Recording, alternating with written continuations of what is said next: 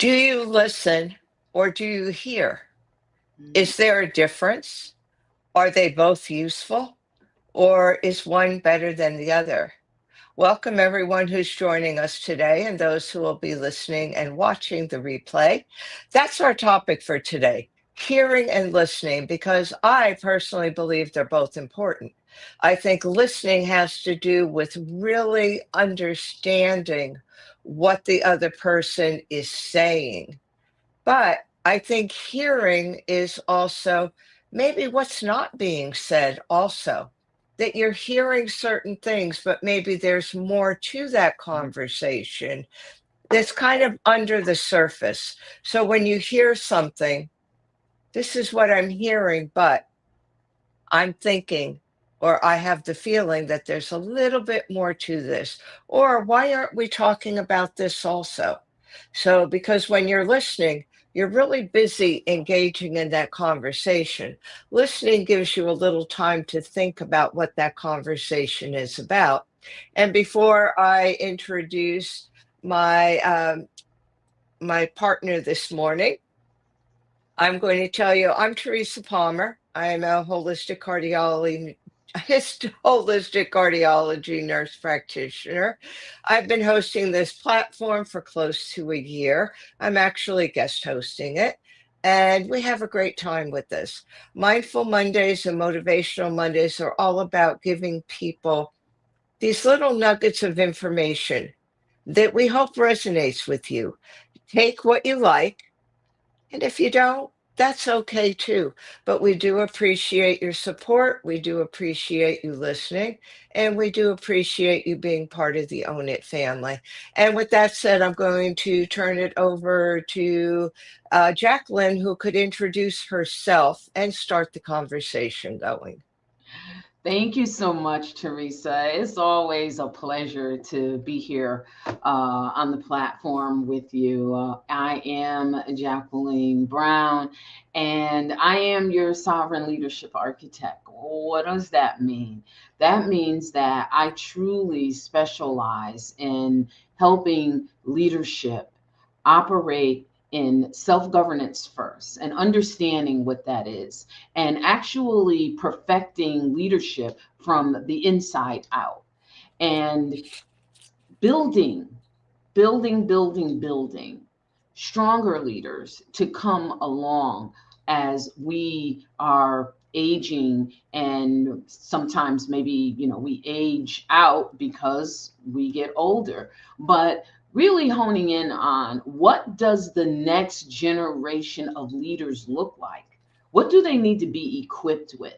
And so I'm so honored to be here on Motivational Mondays with you, Teresa. And thank you for the topic, hearing and listening. Wow. When I think about hearing, I think about hearing being exposure to sound, hearing, exposure to sound. When I think about listening, because we can hear things, I can hear that there's things going on outside of my home. I could hear that sound, and that sound travels. And listening, now, listening, active listening, which is something that is it's a big focus when you are being certified for any type of behavior analysis, coaching. When I went through the International Coaching Federation for certification years ago, and when I went through Women in Leadership certification years ago through the University of Virginia, the Executive School of Darden, there was a lot of emphasis on active listening. And so when I think about listening, I also take it just a step further from active listening to listening with governed interpretation, I'm going to say. And why am I saying governed interpretation? Because sometimes we have to make sure that we are listening for what is really being meant. We may not totally listen from a perspective to understand, And when we don't listen to understand, that's where misinterpretation can come in. And so I look at listening as being a disciplined restraint. And why do I say that? Because sometimes we have to discipline ourselves that even when we're hearing something that we may not agree with and we may not like, as a leader, we are responsible in how we deliver a response. And because we listen to understand, because we actively listen, this gives us room to speak very powerfully without sounding like we are defending our thought, or we're defending why we feel or think the way, or our opinion is the way that it is. So I think the listening part, Teresa, is so very important, because when we listen to understand, we sometimes can reframe maybe a position that we were going to take. But if we're actively listening, we can have a different way of looking at something so that we're more effective in our listening. You know, there's being right, and then there's being effective, and it's deciding which one do you want to be. Do you want to be the right person in the room, or do you want to be the most effective person in the room? And to be the most effective person in the room, we have to listen for more than sound. So we're hearing words, we're hearing sound, but are we actively listening so that the words are really penetrating our brain? It's connecting with our heart, our intellect, and we've got that active listening going on there, from the perspective that we are not necessarily listening to respond in a defensive manner or whatever our opinion is, but we are listening to the context. You can actually listen for intent. You can listen for pattern, and you can listen with responsibility so that when you respond in a responsible manner. And I'm going to kind of toss it back to you, because Yeah. I could keep going. This is such a Ah. great conversation. Yeah, I like what you said.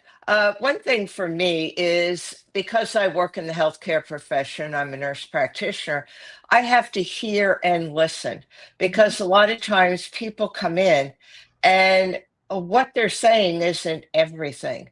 Because a lot of times they either fear, they may think something's not important. So you have to really hear what's being said. Mhm. And you also have to listen underneath that, that there's a lot more going on than a lot of times what people will really tell you.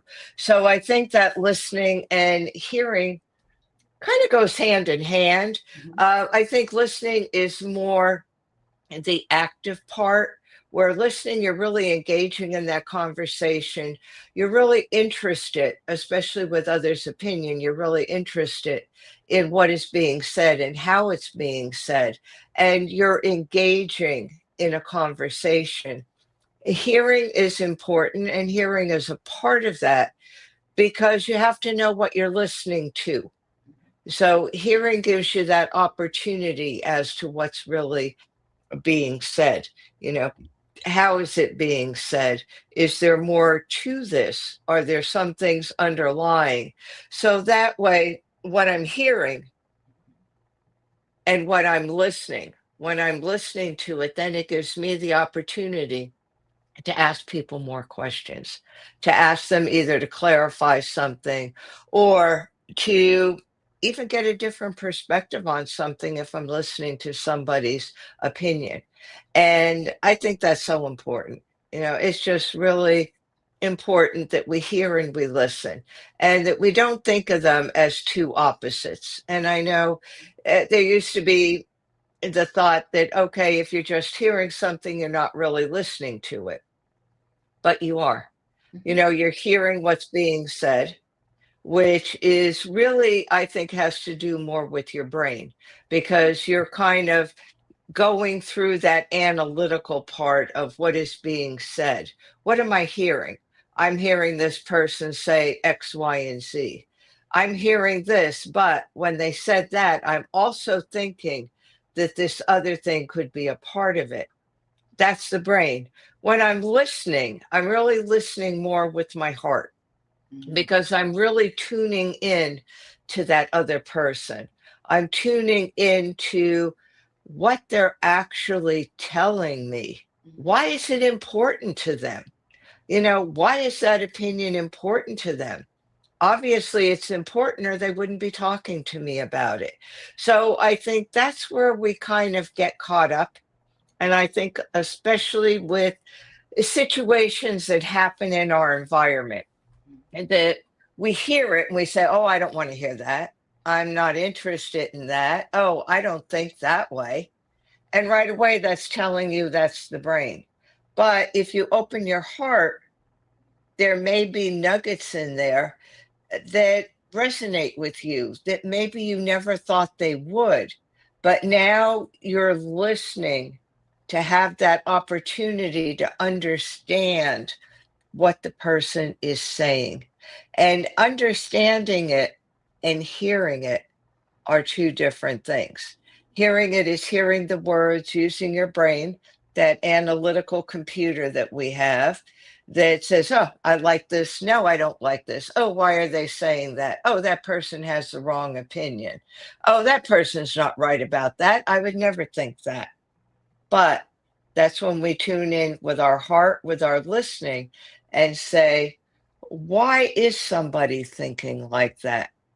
You know, why do they have that opinion? And usually it's because they've had some sort of experience. Mhm. So it's only when we listen that we could really understand what has motivated that person to think like they do. So I really believe they go hand in hand. There's space for both of them. And I think if we utilize both of them, then we're really getting the full conversation and we're really understanding the other person and we're making a connection with that other person. And it doesn't matter if we agree with them or not. That's not the point. The point is that we're all connected in the universe anyway, whether we choose to believe that or not. And when we listen, we're telling that other person, you matter. What you're saying is important. I'm going to hand it back over to you.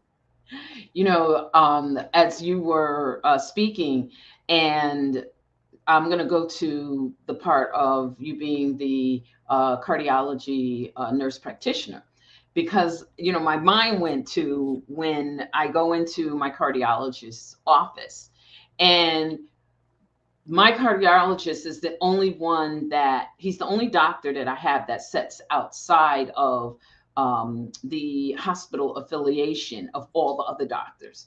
And I've had people say, well, why don't you change so that you can have everybody in one place? And that was my desire. I wanted to have all of my doctors affiliated with the same one hospital. And I stayed with my cardiologist because he listens, he hears, because what is he hearing? Well, he's hearing the sounds of my heartbeat. He's hearing the rhythm of my heartbeat. He's specifically listening to hear certain things that may be maybe irregular. But at the same token, the reason I don't go for another cardiologist is because I don't think I'll find one that is such a good active listener. And you know how we say some doctors are really great, but they don't have bedside manner. And another definition for bedside manner is they may not necessarily be listening. They're hearing, they're hearing for whatever it is that they're testing for, because sometimes it's based on sound. However, they may not be actively listening to what's in the patient's heart. Because what's in our heart at the time, sometimes it could be fear, sometimes it could be worry, concern, it could be a number of things. And they have to listen for that as well. And then I think about leadership. And I think that listening can never be passive when it comes to leadership. And I do truly believe that we are all leaders in one way or another.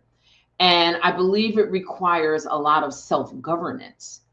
I believe listening requires, as well as hearing, requires emotional regulation.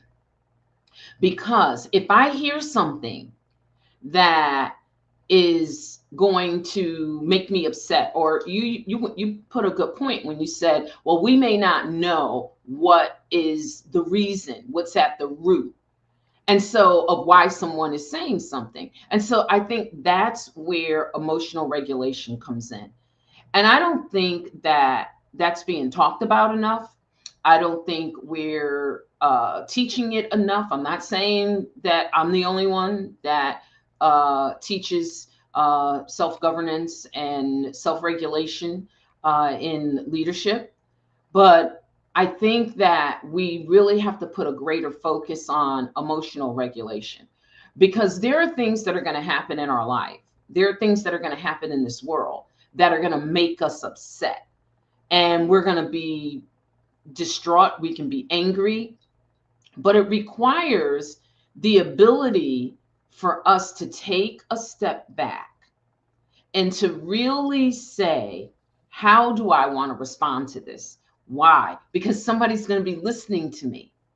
Someone out there, depending on how I respond to something, or I respond to what's going on in my life, but someone out there is going to be listening.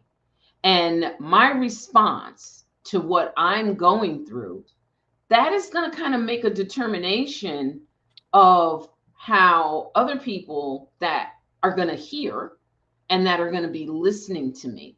So I think that there's a lot more thought probably that needs to go into this, that we always want to make sure that as good listeners, we have the ability to discern what is underneath. I think that that's important, because then this way we also have the ability to help guide people. And then we have to decide what responses protect people and what responses take us out of integrity, because that can happen as well. So I think that, Teresa, you brought up a really good topic here today about hearing and listening. And this is probably bigger. And I hope that our listening audience sees this as much bigger than what we'll even have time to go into today. Because when I think about the hearing and the listening, and you're right, we don't want to separate the two. One is definitely biological, because our ears and our hearing and our ability for our brain to process what we're hearing, that's biological. Listening can also be behavioral.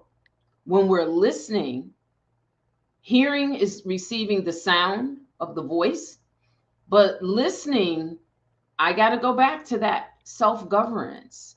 Listening requires us to self-govern ourselves and not jump to conclusions, not want to automatically think that we can react and not emotionally regulate ourselves. Because if we don't regulate ourselves, and if we respond with a lot of emotion, or a lot of, I'm going to say, things that we may be going through, then now somebody else has the potential to be hurt, or we don't know how that is going to make them feel. But I think the onus is on people like you and I that coach and teach about the heart and the mind. And I really think that it's important for us to continue to do the work that we do and to continue to let people know that we care about how they feel. We care about what they feel, why they feel it. But we also are here to help people to channel that so that they don't hurt other people, because somebody else may not understand what you're going through. And you can actually cause a lot of damage. And so, this is why it's just so important that we are not automatically dismissing the importance of hearing and listening. And I'm going to pass it back to you. Uh, I was just looking at the chat, and someone has mentioned about positive psychology with Mm, hearing and listening. So hmm. that's also a direction to go with it, Yes. with the positive psychology and the hearing and listening.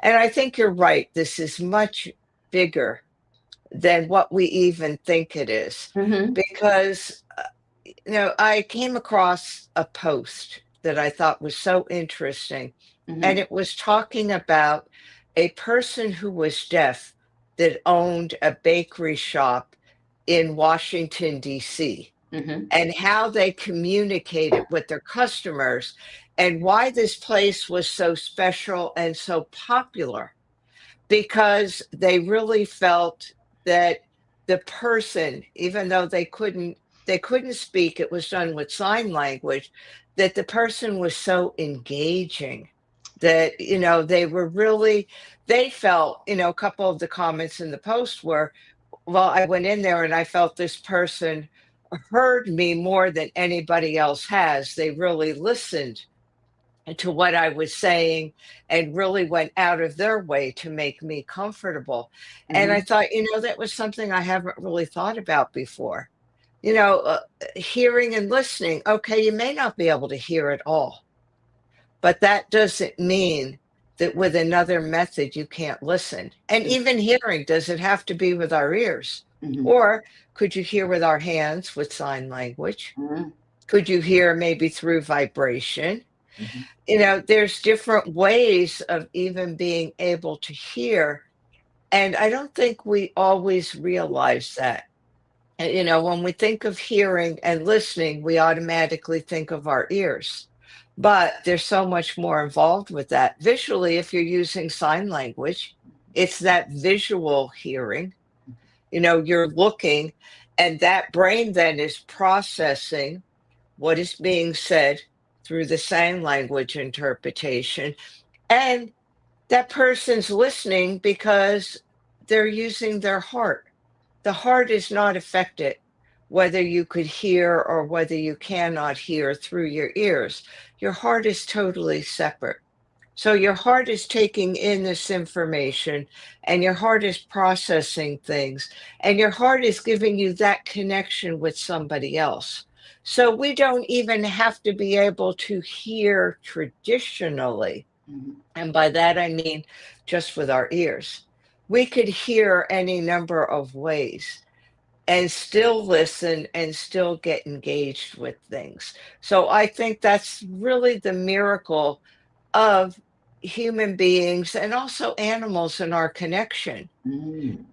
We hear an animal bark, but Hmm. we could also listen to, what does that barking or that noise or that howl or that chirping, what does it mean? Because animals have different ways of communicating. And when they're communicating, especially birds, when birds are communicating, their communication is also hearing, Hmm. because they're hearing what the other bird chirped to them, but it's also listening. What does that chirp mean? Hmm.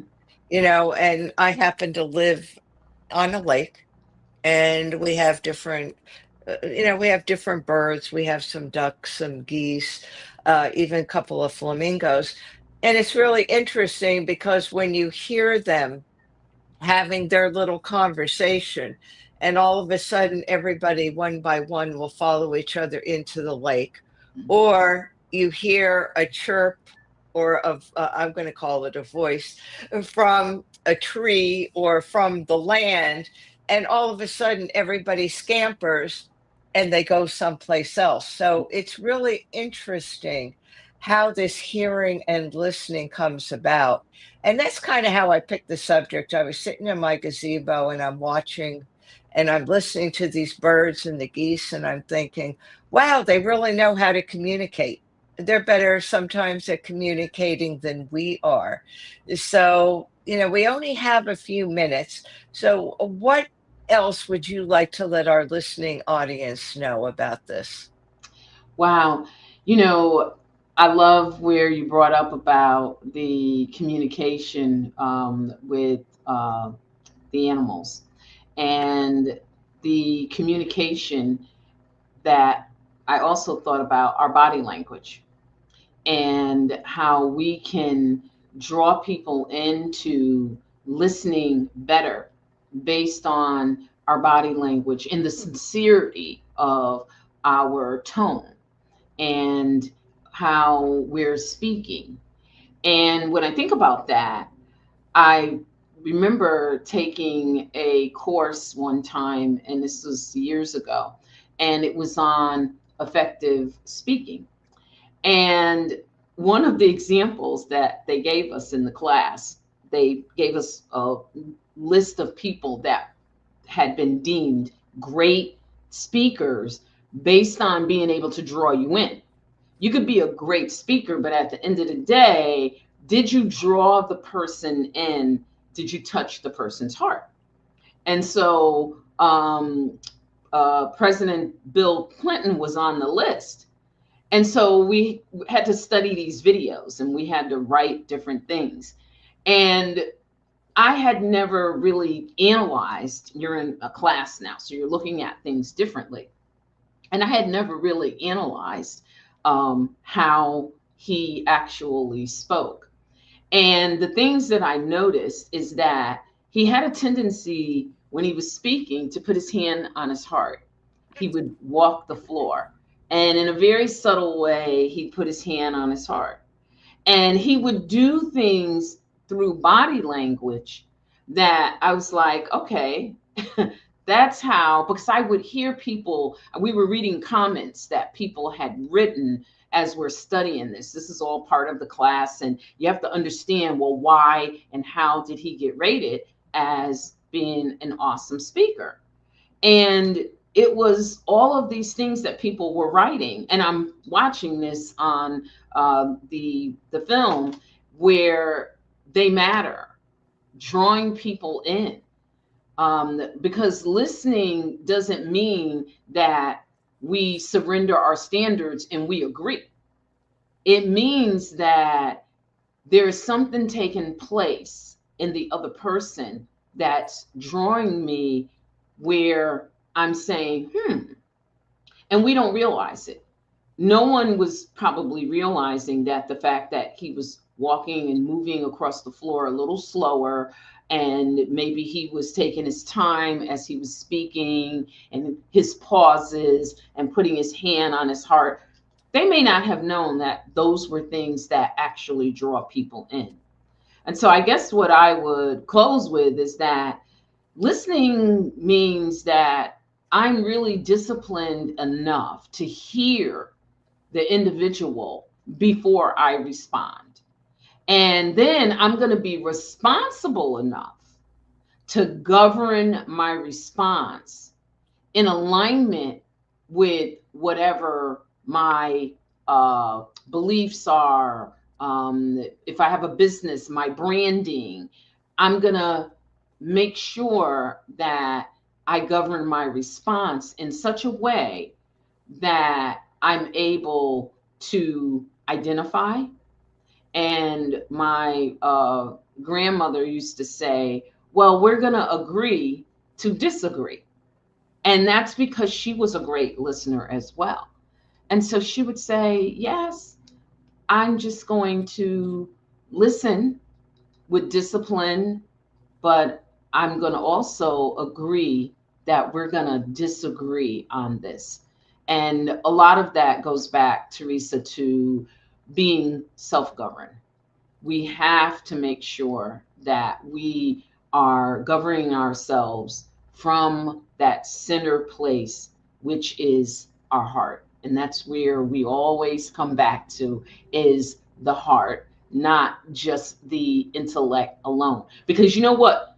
Pain, when the mind is going on its own, pain can magnify a lot of things and prevent us from really hearing what it is that may be in the heart of the individual. So I hope something that we've said really helps folks when it comes to listening and hearing.